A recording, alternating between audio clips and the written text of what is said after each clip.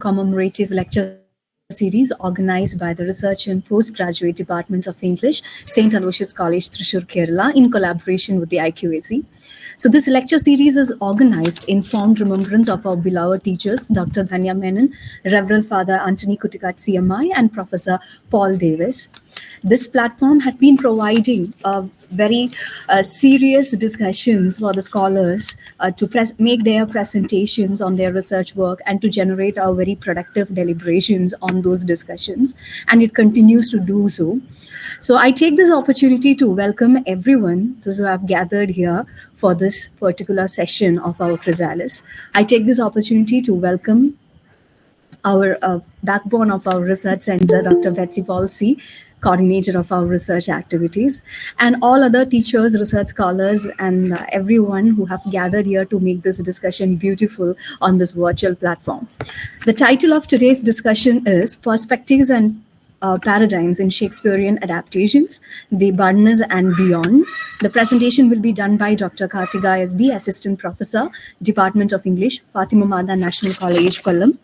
Her postdoc was with at the School of Letters, MG University, Kottayam, in Kathakali adaptations of Shakespeare. She has written several books and numerous research publications to her credit, and she has also received several prestigious awards like the Indian Women Writer Award, Dr. B.R. Ambedkar Sahitya Shri National Award, Kunjan Nambiar Award, to name a few. And ma'am, I take this opportunity to welcome you with immense pleasure for today's session. Thank you. Yeah. And now the chair for today's session is Dr. Sujarani Matthew, Associate Professor and Research Guide in English at Kyriakos Elias College, Mannanam. Her doctoral work was on the concept of womenism, and she has authored academic books on gender studies, neurolinguistics, and informatics. And she has several research articles to her credit. I take this opportunity to welcome you, ma'am, for today's session of Chrysalis. Over to you, ma'am.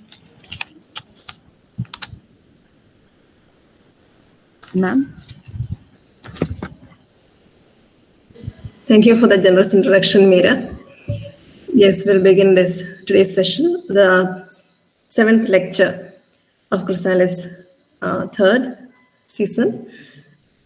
And it is indeed my proud privilege to introduce Meera has already done a bit, but I would like to reserve a bit of introduction of Dr. Karthika SB for myself.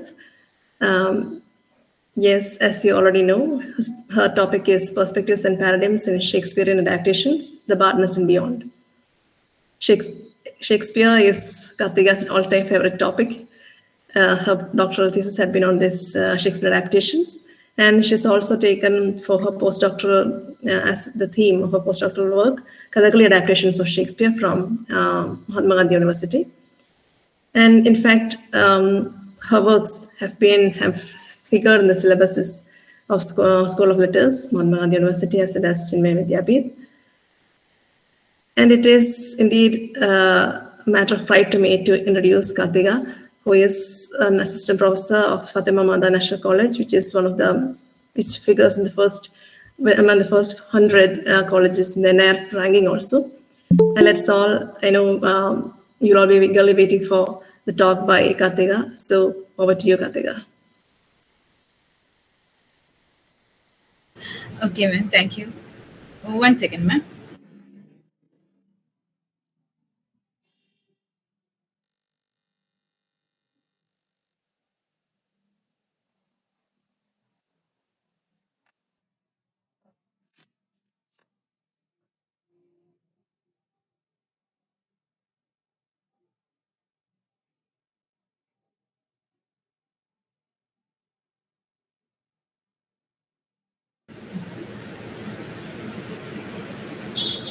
Ma'am, hope the slides are visible.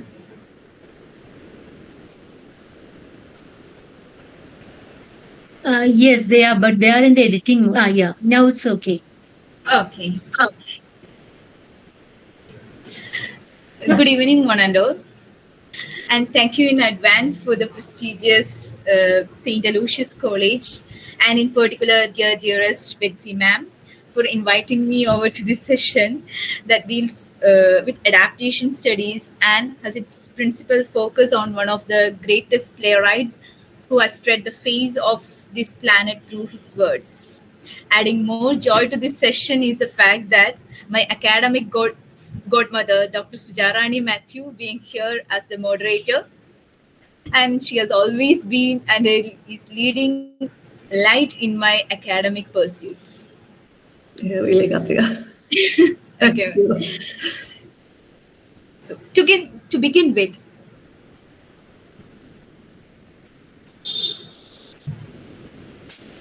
is adaptation a natural process? What do you think about it? Is it a process that always requires an external stimuli? Is the process itself an artificial addendum that demands a conscious attempt at remolding the very landscape and elements of an existing piece of art? So, as an exercise in practical thought, let us think about the very process of reading.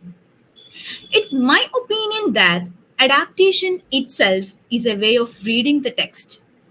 Or to rephrase it further, reading a book is a form of adaptation, and adaptation a way of reading.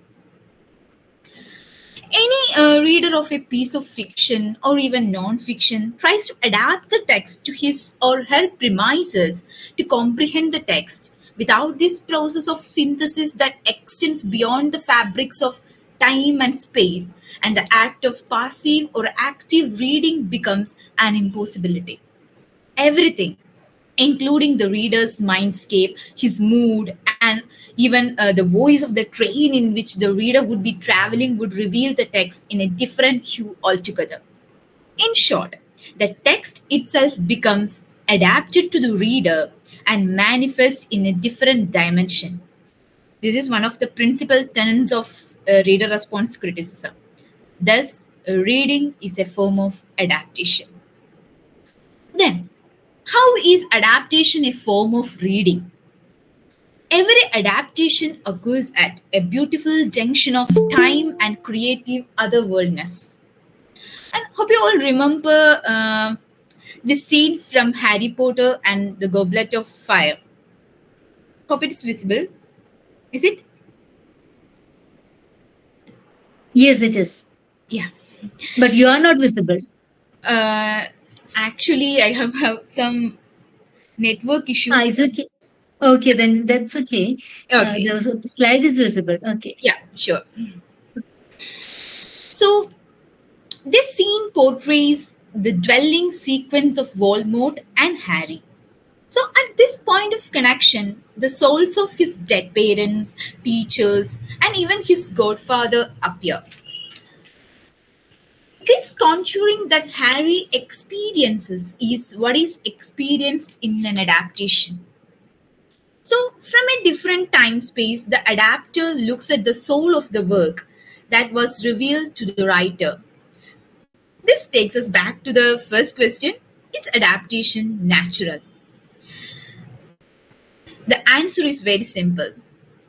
If reading seems to you as a natural process of coexisting with artistic masterpieces, if looking at a Ravi Verma painting is natural, adaptation is also natural. So on the left of your screen is Ravi Verma's There Comes Papa, and on your right is Eugene Delacroix's Hamlet and Horatio. So both paintings are equal in its artistic merit and originality. Like these intimate artistic experiences, adaptation is an act of looking at, perhaps looking into the very text, thereby contouring the soul of the text and using the adapter's experience as the medium. But there are any elements or variables that determine the time in which these adaptations get manifested, or the influence they have upon the time of their production. Let's travel with Shakespeare himself to answer this question. Time is a complicated variable here when one discusses Shakespeare. Shakespeare's works cannot be fully captured or limited to a single imagined world order or historical period. His plays, with their diverse perspectives, transformative storytelling, and constantly evolving metaphors and theatrical elements, consistently exceeded the intended goals of his patrons and audiences during his time. Instead, they offer readers glimpses into alternative ways of understanding the world, providing a rich tapestry of possibilities for how life might make sense. This is one factor that makes Shakespeare an ideal tool for multiple types of adaptation breadths. And let us look into few adaptations of Shakespeare that would puzzle your brain like anything. Can you think about a Shakespearean adaptation without any dialogue being delivered? Yes, that happened. Cinetic theatre is known for its innovative and visually stunning productions of Shakespearean plays, which feature physical theatre elements such as acrobatics, music, pantomime, and dance to tell the story instead of using, dialogue and monologues. And the company has put on many wordless stagings of Shakespeare's works, including The Tempest, Macbeth, and Romeo and Juliet. And in one particularly striking performance of Hamlet, the titular character was depicted through a series of gestures that conveyed his deep desperation. And the actors portraying Ophelia never actually touched or interacted with each other in a romantic or sexual sense, but instead used their proximity to suggest the intensity of their emotions in a way that was both powerful and respectful. And this approach was praised by the Washington Post in its review of the performance. Another aspect in focus here is the purpose behind adaptation. At times, the adaptation are general celebrations of art itself. At times, it is a medium of protest. For example, let us look at the colonial experience of Shakespeare in India. It's fascinating to learn about the history of Shakespeare in India and how it has evolved. It is important to recognize that cultural appropriation can be a complex issue, and it is crucial to approach it with sensitivity and respect. It is true that during the colonial period, Shakespeare's plays were introduced in India as a way for the British to assert their culture and values. However, Indian actors and playwrights soon began adapting these plays for their purposes, using satire and political commentary to critique the colonial rulers. And this led to the Dramatic Performance Act being passed in 1876, which banned seditious dramatic performances. Despite this ban, Indians continued to appropriate Shakespeare by translating his works into local languages like Bengali, Marathi, and Hindi. This helped him become incorporated into the vibrant Parsi theatre tradition, which was a precursor to Bollywood film.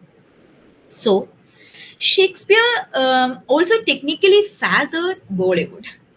Parsi theatre productions took liberties in adapting Shakespeare's plots and characters to suit audiences. And this period was marked by British colonial rule over India, which brought with it significant cultural influences from the Western world. Within this context, we will delve into how William Shakespeare's plays were received and adapted during this time, reflecting both the cultural exchange between Europe and India and the emerging desire for Indian artistic expression. Let's begin by examining one of the earliest documented performances of a Shakespeare's play in India, a production of Hamlet staged in Calcutta in 1845. This performance featured amateur actors who were likely British officials or merchants residing in India at that time. And the play was performed in English specifically for an audience composed primarily of European expatriates living in Calcutta. However, it is worth noting that there were also Indians present among the spectators who displayed an evident interest in Western literature and culture. As English language education became more widespread across India during the 19th century, there emerged a growing fascination among Indians themselves with Shakespeare's works. In Bombay, for instance, numerous amateur drama clubs began staging productions of his plays using local actors who had acquired their skills through their either British tutors or their own initiative. These adaptations often incorporated regional music and dance traditions into their performances while presenting elaborate sets and costumes, deviating from traditional European stagings. One particularly noteworthy adaptation titled Shakuntala or the Lost Ring even merged elements from Hindu mythology with those derived directly from Shakespeare's The Tempest. This creative fusion showcased not only how universal themes can transcend cultural boundaries, but also highlighted enthusiasm towards blending Eastern and Western styles at its very core. While these early adaptations faced controversy due to perceived attempts by Europeans to impose alien values on Indian audiences, and it is important to consider alternative perspectives as well. For instance, the Parsi theatre, popular entertainment originating from Zoroastrian immigrants, mainly from Iran, provided a dynamic platform that celebrated traditional Indian elements alongside satirical commentary on societal norms. This approach allowed them to navigate culturally sensitive matters in a unique manner. So, we must acknowledge the challenges and criticisms faced by these early adaptations. Many nationalists voiced concerns about the perceived imposition of foreign values onto Indian audiences through such performances, leading to discussions regarding suitable role models for public consumption. And after the 19th century, Shakespeare adaptations continued to flourish in India, evolving and diversifying in response to changing social and cultural dynamics. Let's explore what happened with these adaptations in the subsequent years. In the early 20th century, prominent figures like Rabindranath Tagore emerged as influential voices in Indian theatre. Tagore drew inspiration from his exposure to Western literature while studying abroad and incorporated elements of Shakespearean themes into his own original plays.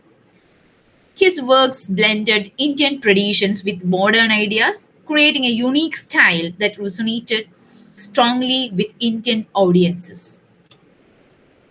During this time, there was also a surge of interest in regional languages and local theatre forms. Shakespeare's plays were translated into various regional languages such as Bengali, Hindi, Urdu, Tamil, Marathi, Gujarati, Kannada, Telugu, etc., making them more accessible to different linguistic communities across India. These translations allowed for greater engagement with Shakespeare's works within specific cultural contexts. Furthermore, traditional art forms began incorporating elements of Shakespearean drama into their performances. For example, Kathakali. a classical dance drama form from Kerala, adapted scenes or characters from Shakespeare's plays into their repertoire. This fusion showcased a blend of Western literature with indigenous performance styles and contributed to the growth of intercultural artistic expressions. The mid 20th century witnessed an explosion of professional theatre companies dedicated to producing adaptation of Shakespearean classics throughout India. Notable groups like Prithvi Theatre, Renkhayan Theatre, National School of Drama under Ibrahim Al-Qasi's directorship played pivotal roles in popularizing Shakespearean dramas among diverse audiences across this country.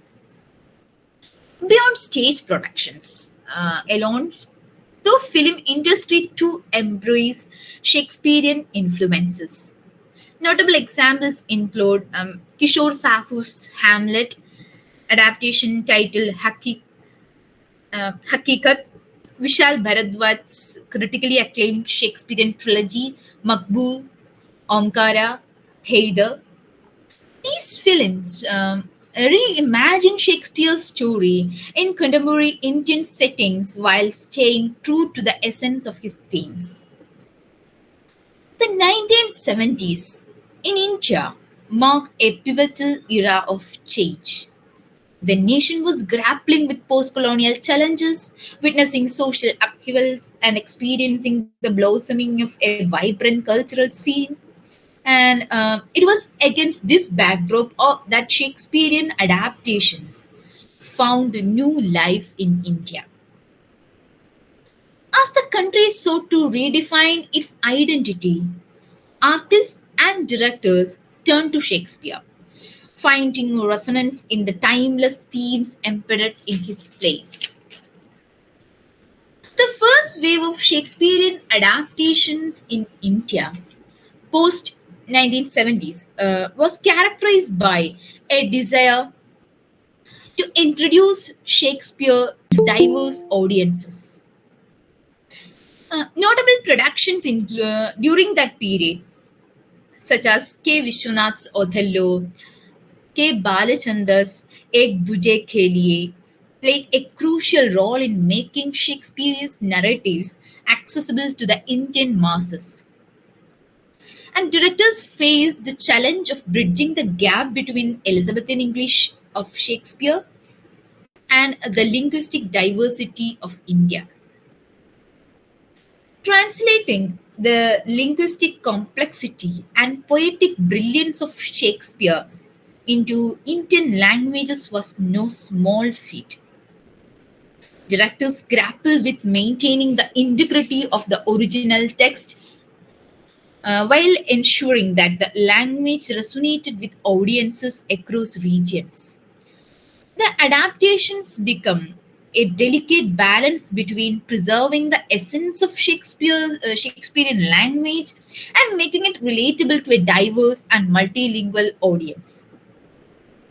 The influence of Shakespeare extended beyond the realm of theatre into Bollywood, the heart of Indian cinema, and filmmakers began integrating uh, Shakespearean elements into their narratives, adding a unique Indian flavor to classic plots.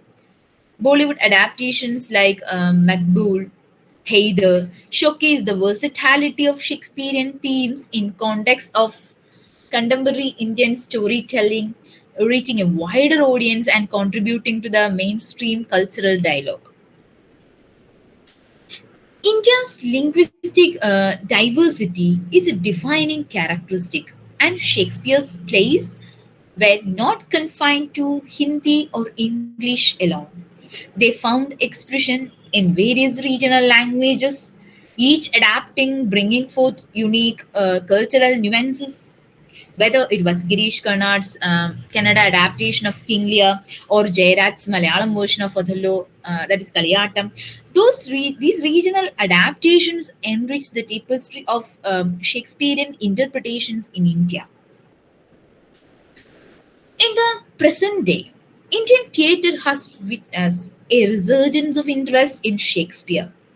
Contemporary productions often explore experimental approaches, modern settings, and innovative interpretations.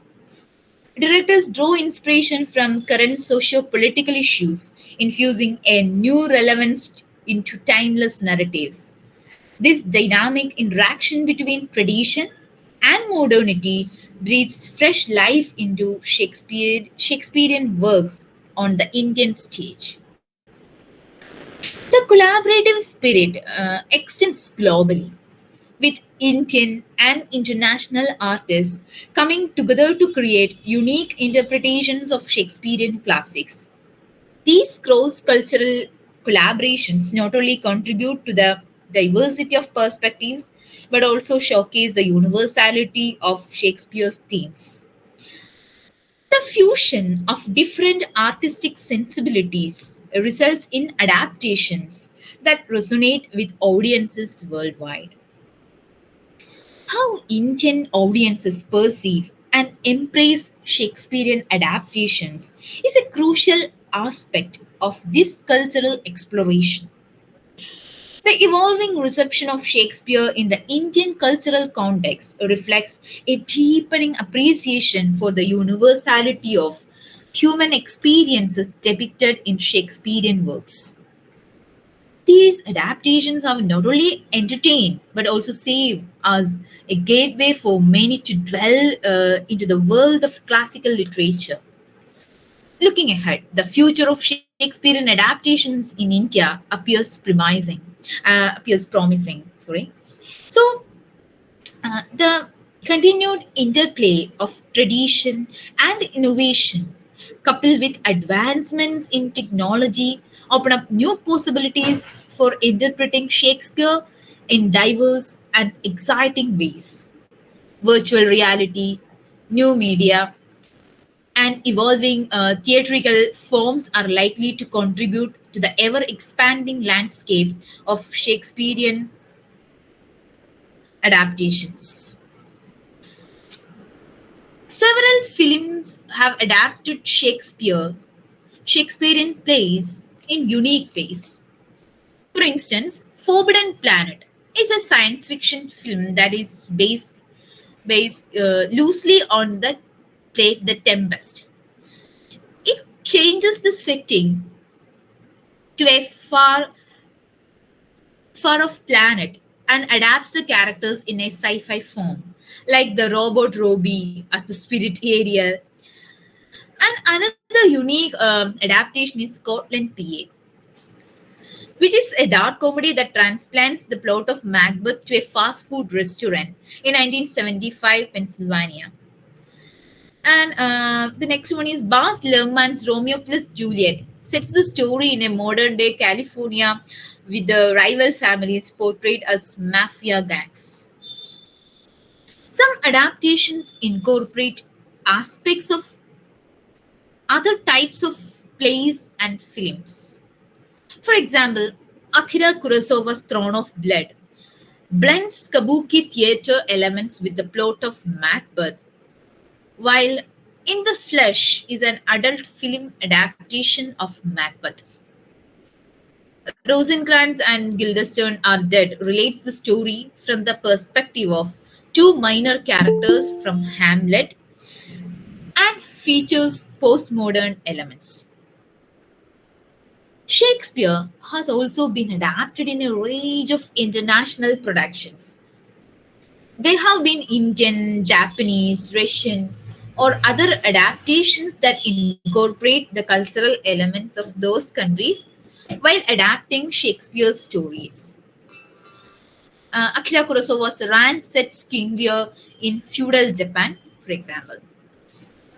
Unconventional settings are also common, like 2015's Macbeth, which transplants the plot to a restaurant kitchen, or the Scottish play, which adapts Macbeth into a contemporary warfare story. Some adaptations use parody, like Blackadder's take on Shakespeare, which featured comic elements and modern language. And Another interesting example, King Lear with Sheep, is a creative and thought-provoking play that challenges traditional notions of Shakespearean theatre. The playwright, Missouri Williams, has cleverly subverted the classic story of King Lear by incorporating sheep into the production, leading to humorous and introspective moments. And the director, who initially struggles to herd this uncooperative sheep, eventually takes on the role of King Lear himself, adding an interesting layer of irony to the story. And this play is best described as a unique blend of straightforward narrative comedy and philosophical farmyard meditation on performance. A number of Shakespeare's plays have been converted into graphic novels, adding visual components or series like The Hollow Crown and the complete dramatic works of William Shakespeare featuring television adaptations.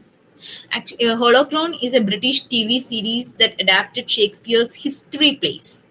So there have also been many films and productions that have set the play's plots in contemporary settings, like high schools, such as 10 Things I Hate About You, She's the Man. So there have been many unconventional adaptations like this. Unconventional adaptations refer to interpretations of Shakespeare's writing in experimental or innovative mediums that provide fresh perspectives. So I will focus on video games, comics or graphic novels, AI apps, and dance. So these allow Shakespeare's timelessly relevant themes to resonate in creative formats, expanding his reach. Beginning with video game adaptations. Shakespeare's narratives directly translate into branching, choice driven storylines. For instance, Romeo, Wherefore Art Thou, is a side scrolling platformer rendition of the famous romance. Mainstream games reference subtle allusions. Failed prototypes like the multiplayer Arden project attempted fully interactive Shakespearean experiences. While limitations exist, interactivity allows deeper audience connection. Hamlet, or The Last Game, is an indie adventure game developed by Dennis Galanin. The plot revolves around a time traveling scientist who becomes entangled with characters from Shakespeare's Hamlet. Players guide this futuristic man on a mission to save Hamlet's girlfriend, as we all know, Ophelia, from the villainous Claudius. The game features point and click puzzles, boss battles, and overcoming mental obstacles. The narrative takes a unique twist on the original Hamlet story, portraying Hamlet as a swashbuckling hero attempting to rescue Ophelia from Claudius and Polonius.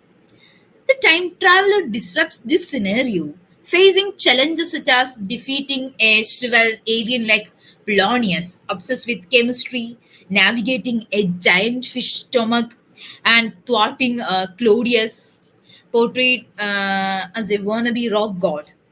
The game includes elements of humor and creativity as a time traveler manipulates events, including a ship escapes involving an octopus attack and a confrontation with the giant Laertes.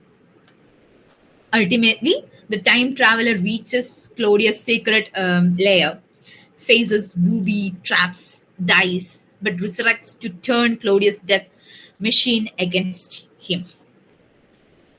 And the traveler rescues Ophelia, reunites her with a heavily bandaged Hamlet, and escapes with them in the time machine. The game concludes with a teaser for a potential sequel based on Romeo and Juliet. Regarding comics and graphic novels, Monk Shakespeare blends Eastern and Western cultures through vivid panels fusing textual drama with visual intensity.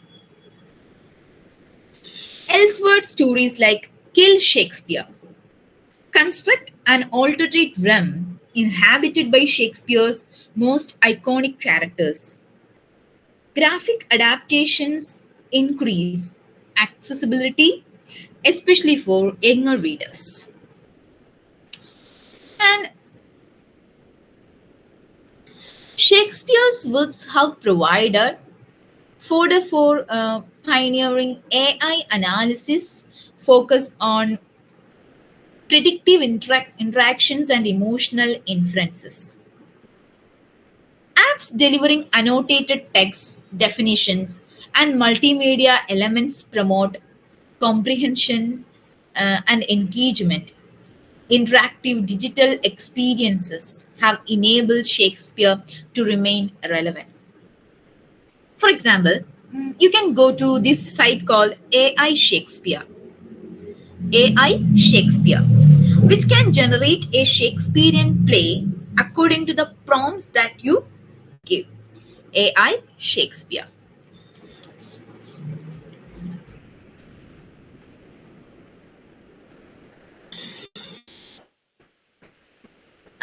Now we arrive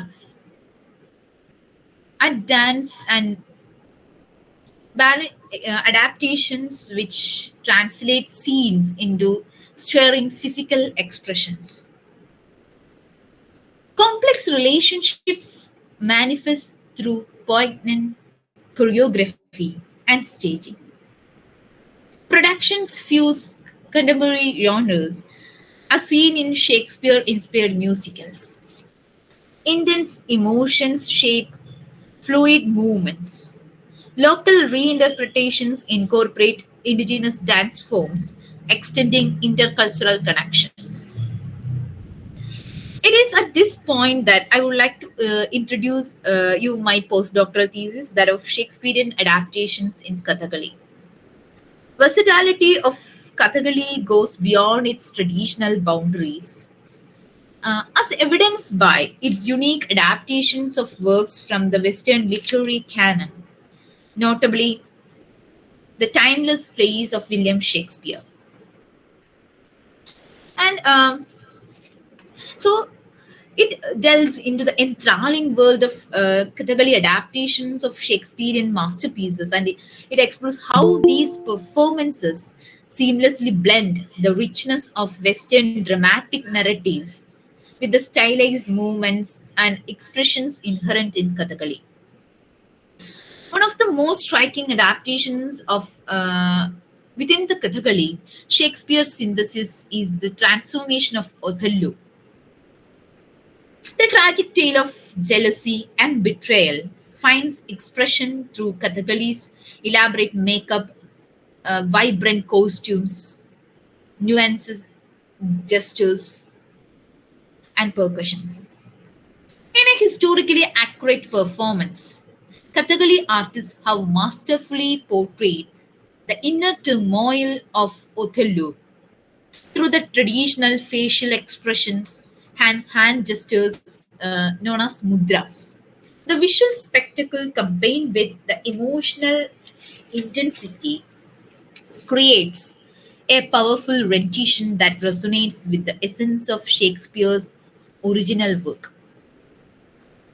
The renowned Kathakali maestro Kalamandalam Gopi brought Othello to life on stage using his mastery of the art from the to convey psychological complexity of the Moor with authenticity and precision under the directorship of uh, Annette Ledai and David McCrory.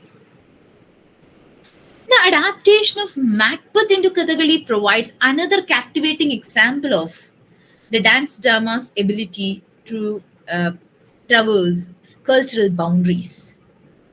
The themes of ambition, guilt, and moral decay are embodied through the dynamic movements and meticulously crafted expressions of the Kathakali performers. Historical accuracy is maintained through adherence to traditional Kathakali aesthetics, such as the iconic makeup and larger than life costumes, which serve to enhance the supernatural elements that central to Shakespearean tragedy.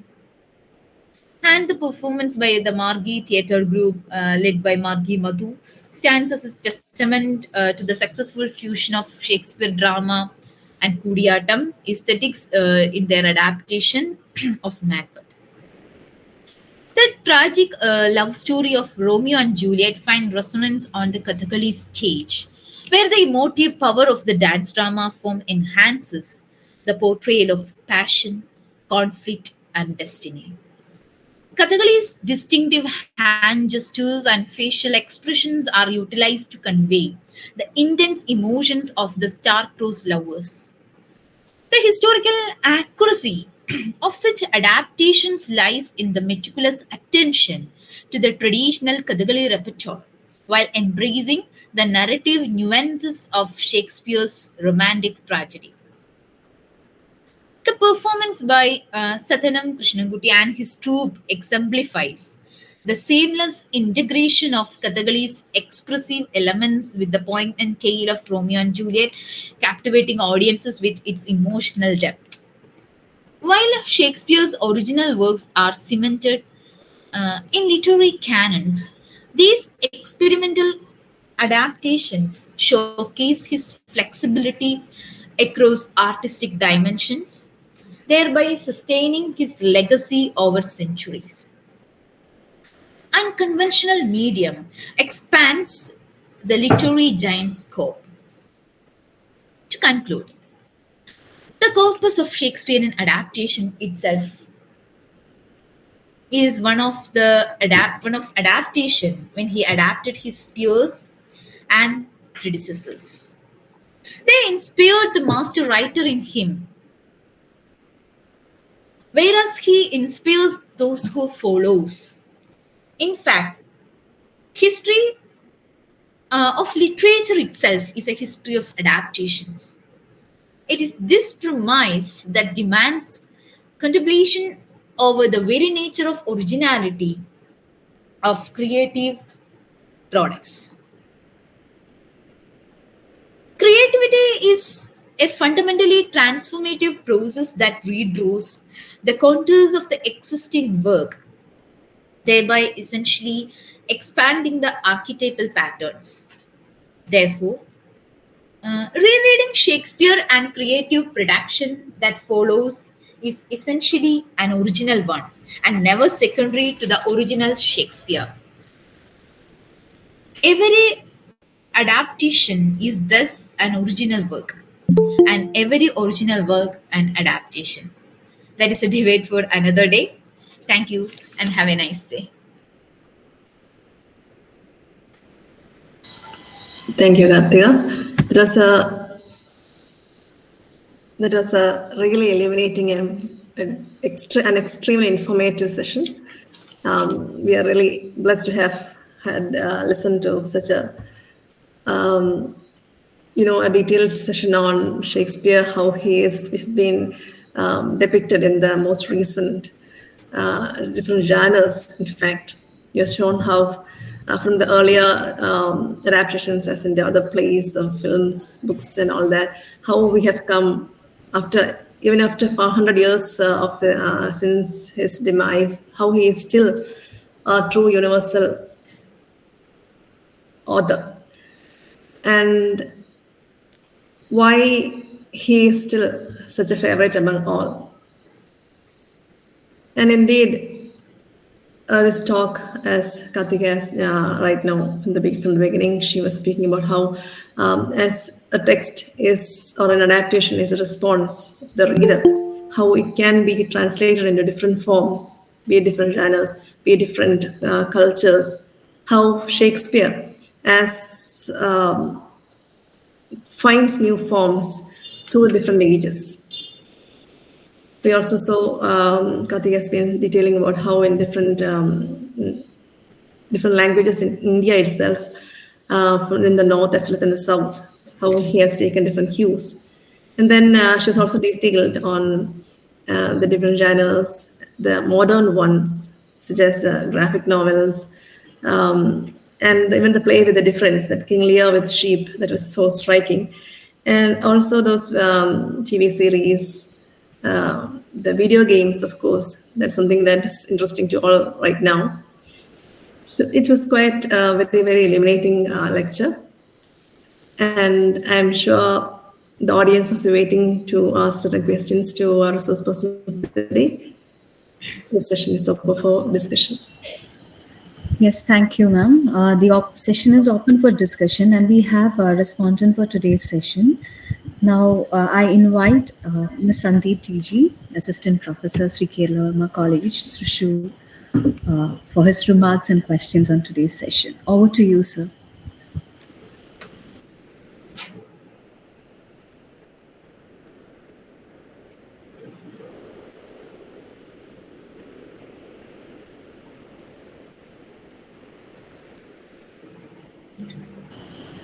Sandeep, sir, you're not audible.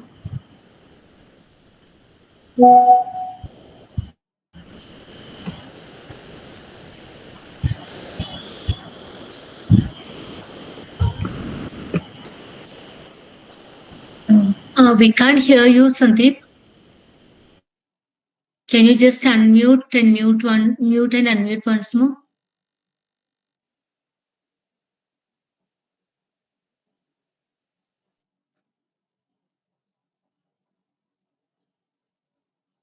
Still, I can't hear you. Is it the same with everyone? I'm also finding it inaudible, ma'am. I think we have a question in the chat box here. Yeah. Yeah, there is a question from Charles Joseph. Sir. Yeah. Yeah, shall I read it for you, ma'am? Yeah. Let Sandeep sir join in, take his time and join in. We'll just go with the question on the chat box first. So, the first question is there any discussion on gender fluids on Shakespearean plays? Yeah. Actually, the gender concern is a pretty interesting when it comes to adaptations to Kathakali. And you can revisit performances by Prabhal Gupta. I hope you are familiar with the Kathakali artist. He's basically from Bangalore. A male performing female characters, that is III.7, in Kathakali would be of great interest. There is also this dynamics of Lasya involved in performing the feminine. This can also be compared to an early period in Kathakali when men alone could perform the women, characters often called as Minukal. And this can be compared with Jung, that boys performing women in Shakespeare, that is in Kathakali. I hope Charles sir, you should try watching the performance of Prabhal Gupta. It's available on YouTube. And Prabhal Gupta also wrote an interesting book on Shakespeare and Strivesha, Kathakali and Strivesha, and there's a chapter on Shakespeare and Strivesha. Strivesham in Kathakali, exactly. I have the copy. Yes, Karthika ma'am, thank you. Actually, I think Sandeep sir is online. Hello, Sandeep sir.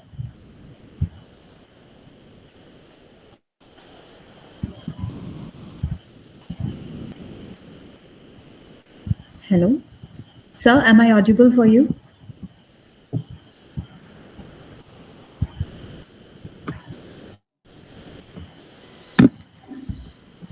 I think he still has that technical issue there. We have one more question. One more question, yeah, from Yeah, Shruti ma'am. Krishnadas. Yeah, yes, ma'am. The question is, can you say something about the cultural transition of Shakespearean adaptations in Malayalam films?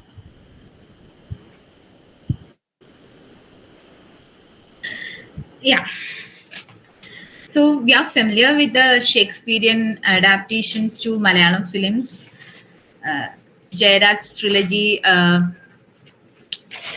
Kathakali, Othello to Kaliyattam, and Antony and Cleopatra to Kannadi, and Macbeth to Veeram, and V.K. Prakash's Karmayogi, and B. Ajit Kumar's Ida, and recently there is an adaptation from School of Letters, Rue on Othello, and Annayum Rasulum, and Yobinde Pustakam. See, these are the prominent Shakespearean adaptations into Malayalam films. So, a movie that takes us from the gondolas of Venice to the Ericanet plantations of Malabar is Kaliyattam. And the change in landscape brings with a new set of signifiers, that is, for signifying the core of the bard's tragedy. And this intersemiotic game played by Jayaraj transposes the Venetian aristocracy with Theyyam. And one may well remember the scene when father of Tamara, played by Narendra Prasad, encounters Kandan Perumalayan. At that scene, Perumalayan is downing the attire of Theyyam. So when Tampuran's henchman hints at assaulting Kannan, Tampuran resorts. Let's wait till Theyyam is over. He is God now. This is analogous to the conventions of the aristocracy of Venice. The signs that define the Venetian lord are redefined by signs concerning Theyyam traditions. So this artist's task is the greatest barrier in adaptation as well. Okay, so there is another question, ma'am, from Muhammad Salim. Why did Shakespeare portray only the lives of kings and nobles? Why didn't he delve into the life of common man?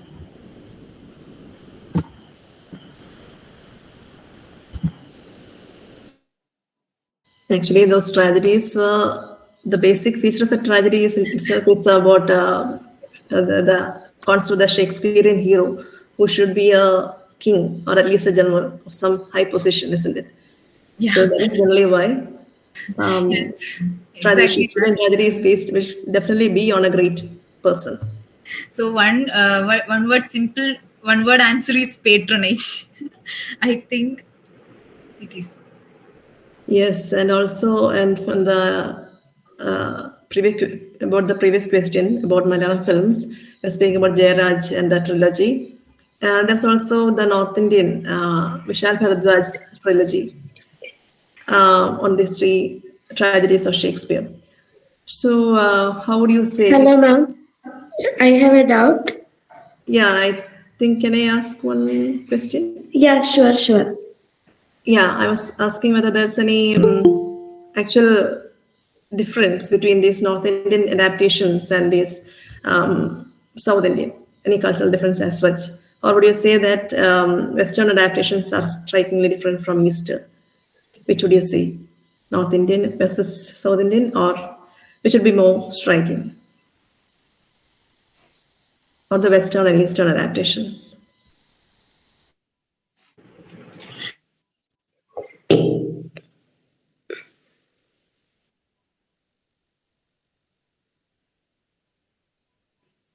Karthika, you're not audible. Your mic is off. So actually, I have observed no significant changes in both. Earlier, Malayalam movies were less political. Now, now it's catching up with the Bollywood. Yeah, Yobinte Pustakam is from King Lear's and from Book of Job as well. Ma'am, Yes, there's a question coming up. okay, ma'am.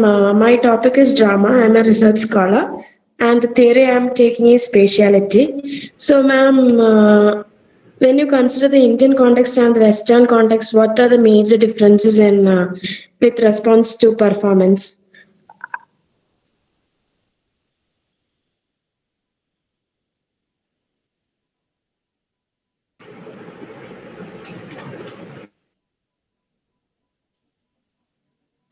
Karthika, again you're muted. Yeah. Can you spell it out once more? Okay, ma'am. I'm a research scholar and I'm doing in Tanjavur. My topic is drama and I'm doing on Samuel Beckett. But the theory I have selected is spatiality. So when I'm comparing this Western drama with Indian drama, there are some differences. So according to you, what are the differences, ma'am, between the Western drama and the Eastern drama?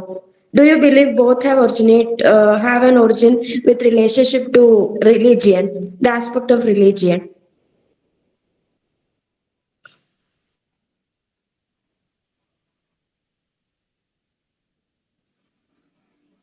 I don't see how religion comes into that, right?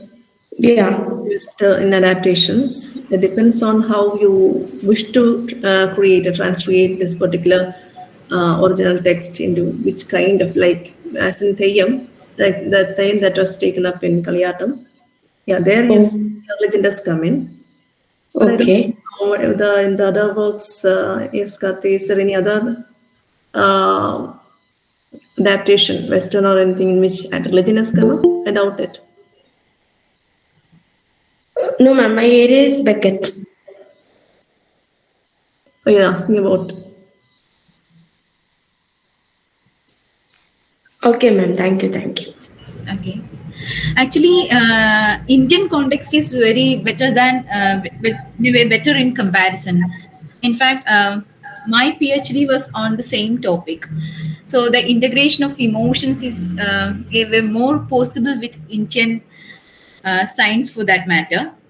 And we are culturally rich, which makes the cultural transformation.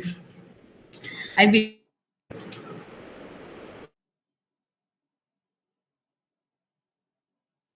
You're getting more muted again, Karthika.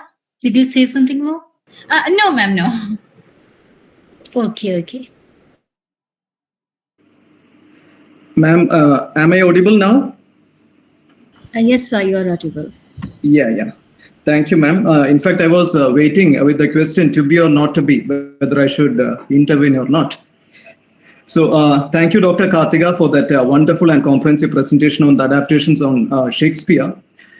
In fact, it is quite a challenging, audacious, and venturesome attempt that you have made, because Shakespearean adaptations, transcending artistic forms, transcending geographical limitations, transcending our cultural boundaries, is something so extensive, and it is not easy for you to comprise all this data into a half an hour talk. Yet you have ventured into that, so I should, on behalf of the Research Center, I should congratulate you. Moreover, we are talking about Shakespeare in a time period when there is this question whether Shakespeare should be continued as a part of our curriculum or not. So there are very covert and overt mechanisms to obliterate Shakespeare from the syllabus. At the same time, there are certain fans of Shakespeare who are trying to retrieve and revive Shakespeare in our syllabus as well. So this study makes so meaning at such a time period when our syllabus is going to be revamped. So I should say another thing is that it is just a coincidence, because the moment I saw the topic, it was quite a few years back that I had started working on the same topic, but it didn't materialize. I had certain jottings made at that time regarding this Shakespearean adaptations. So today morning, I simply excavated those jottings out of my bookshelf So I would like to add certain things, if you don't mind. So as we should all know, there are certain TV series as well, like the Westworld is a very famous TV show on Hamlet, and there is this Hollow Crown, which is a TV show on Macbeth, and there is this Sons of Anarchy again on Hamlet, and Still Star-Crossed, another play on King Lear. So all these TV shows are there. At the same time, there is this book, the famous book by Margaret Atwood, which is titled Hackseat. Again, a very relevant one. And there is this novel, a beautiful novel called Ophelia by Lisa Klein, which speaks about the perspectives of Ophelia from Hamlet. And there is a musical rendering, another one by Taylor Swift, which is called Love Story.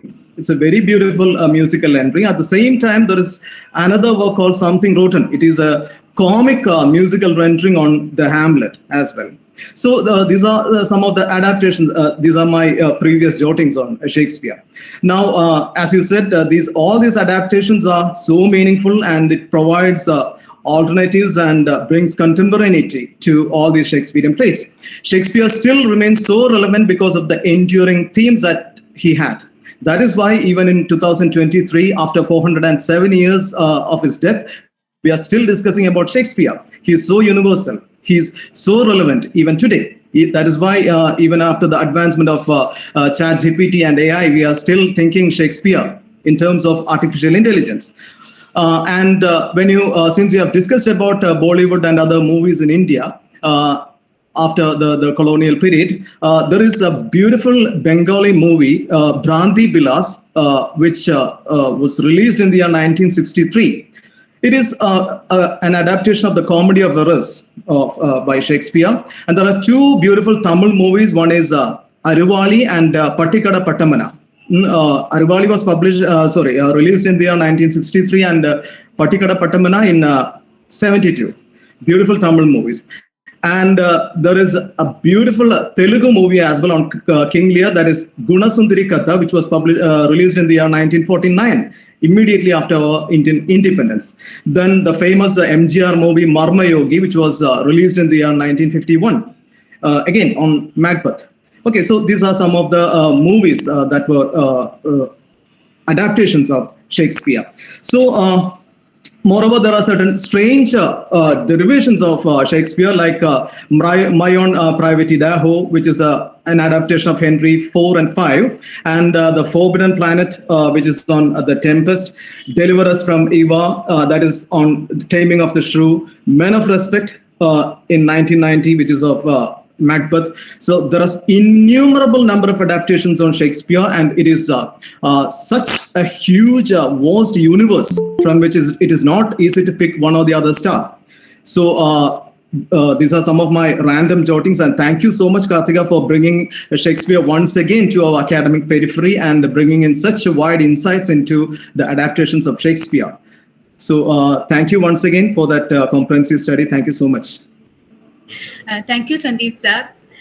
The umpteen number of Shakespearean adaptations, transcreations, adaptations reiterates its universality. Exactly. Thank you, sir. Thank you for your comments and for your such detailed valuation. Any further questions?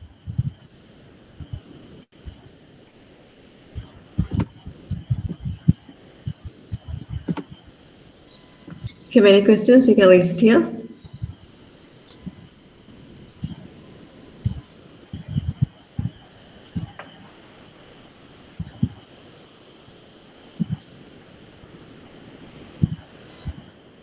Actually, Karthika, I think you are acquainted with the great Shakespearean critic, Thornton Burnett, and also you have interviewed Jayaraj. How do you say both of them differ in their views?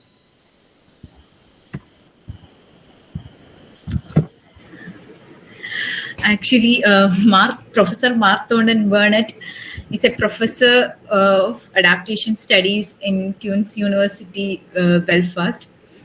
Actually, recently he has published an article on Anem Rasulum, and Ida, I think. Both are transcreations of Romeo and Juliet. And he has such keen interest in Shakespeare. And he has published,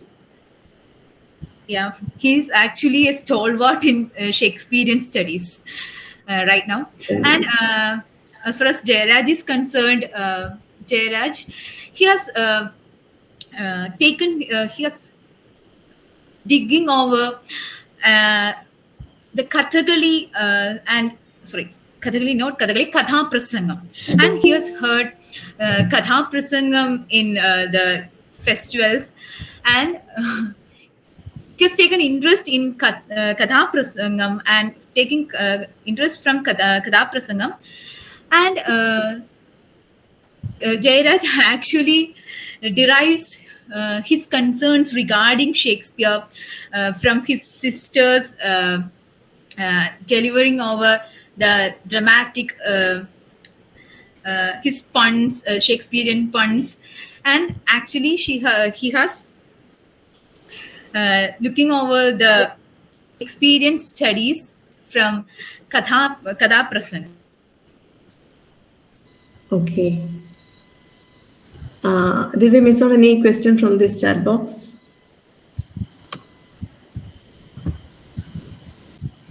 Ma'am, I think there isn't much questions in the chat box. We have covered all the questions. Gender fluids, we answered that. Is there any discussion on gender fluids? That was answered, no? Yes, ma'am. And the cultural transition, yes. There are many questions, but I think almost all the questions were answered. Yes, ma'am. And okay, there might be other questions too, but maybe because of the time constraints, people are keeping from asking. Yes, I guess then we can wind up here. Okay, then we can wind up. So I think I just add something. Yes, please. It was the wonderful. Cultural transcreations, I think. Yeah. Forgot that. So transcending the boundaries is always an artist's task. It is always about the end that matters, not the means. Shakespeare becomes a mere tool in conveying the message across. And I would request you all to read this particular play called Postbox Number by Lakshmi Pati Kola, which uses Lord Shiva. This is an interesting factor. Lord Shiva to talk about the Israel issue. And actually, I just forgot the play's name. I'm reminiscing over that. And for me, the politics of Shakespeare depends on the pen that the adapter wields. And I think this makes him more contemporary. Thank you.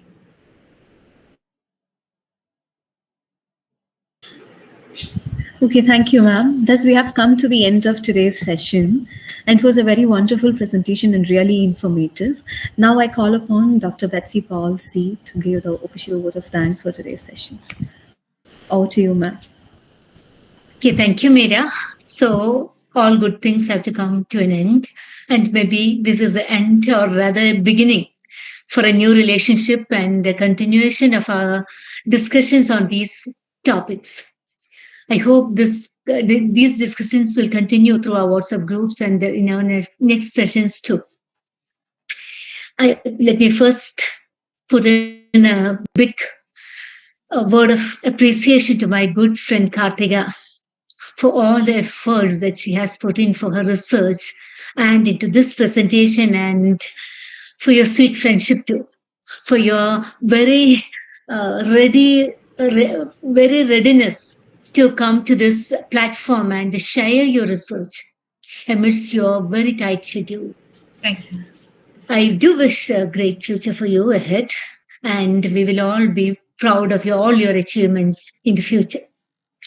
My gratitude to Dr. Sujarani, who enthusiastically took up the task of chairing this session and channeled this conversation in the most perfect manner. Thank you, ma'am. Thank you. My pleasure. And and very happy to see you here once more. Yes, hopefully we'll meet again. Yeah, we should. We should meet again offline too. Yes, ma'am. Let me also register my appreciation to the team of organizers, the research scholars of our department, who have really worked very hard for the conduct of each of these sessions, especially Ms. Suti, Ms. Atulya, Ms. Nimma, Ms. Reshma, and our talented anchor, Ms. Meera, and all the other research scholars, including those people who came in and also those people who asked questions, and Sri Sandeep, who made such insightful comments. Okay, all of them deserve our heartfelt appreciation. Thank you all, researchers, students, teachers, and senior academics. Thank you all from all over the country who have joined here. Even though the numbers are limited, their participation and their listening is there. And that counts a lot. And your presence and encouragement mean a lot to us. And I hope all of you will have something to take home from this evening. And let me also remind you to join, if you have not done it so far, to join our WhatsApp group and be updated of the events organized by our center. Chrysalis, as you have seen now, is a platform for the dedicated and brilliant researchers of the country. Researchers who do research in English literature and related topics come together and present their research interests here. New areas are discussed and new perspectives are formed. So, Chrysalis will take place every second Thursday of the month. So, I hope to meet all of you along with your friends on the next Chrysalis in January. And if there are any researchers who have done considerable research and are passionate about your research topic and want to present in this platform, please inform us. We are actually creating a panel of potential presenters. Please come with us and please join our discussions. So goodbye, good night, and all the best for all the researchers. Thank you all. Thank you, ma'am. Thank you for such encouraging words. Thus, we have come to the end of today's session. Wishing you all a very good night and hope to see you for the next session of Chrysalis. Thank you. Thank you. Thank you, Meera. Yes, thank you, Meera, too.